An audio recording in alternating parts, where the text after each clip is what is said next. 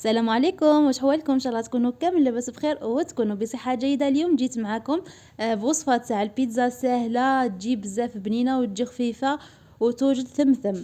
مقادير: عندي ملعقه سكر، ملعقه خميره، وعندي ايضا عظمه، عندي 50 غرام تاع زبده، عندي ملعقه خل، ملعقه تاع حليب بودر، وايضا ملح، الماء، وعندنا ايضا الفارينه. نبداو بسم الله. نحطوا ملعقه تاع الخميره وتاع السكر، نحطوهم ونزيدوا عليهم الماء دافي، ومن بعد نزيدوا عليهم 50 غرام تاع زبده تكون ذايبه وتكون دافيه، ونزيدوا عليهم ملعقه تاع خل، ومن بعد نزيدوا ملعقه تاع حليب بودر، ونخلطوا كل شيء مع بعض.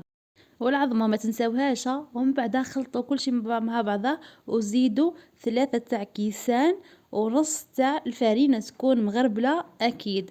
نتحصلوا على هذا القوام اللي يجي طري بزاف. ومن بعد نزيدوا عليه ملعقه تاع الملح.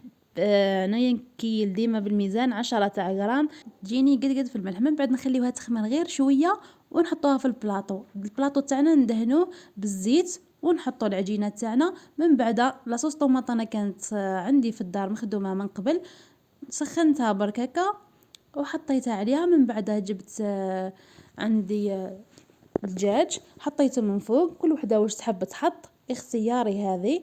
من بعد ننقبوا العجينه ونقسموها بهذه الطريقه اللي تجي سهله.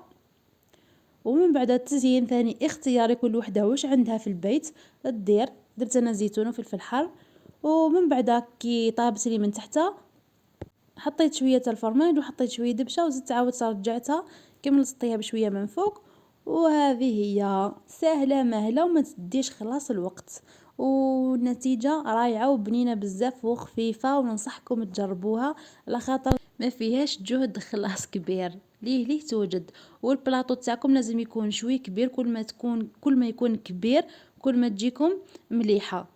وش نقولكم ثانية، اللي تحبها خشينة تخليها شوية خشينة، اللي تحبها رقيقة تطرحها مليح مليح، وتشوف بلاطو يكون كبير. هذا وش نقولكم.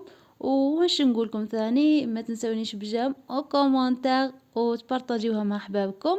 وكل عادة والعوايد احنا نقولكم شهيتكم في الجنة، ونتلاقاو مع وصفة جديدة. باي.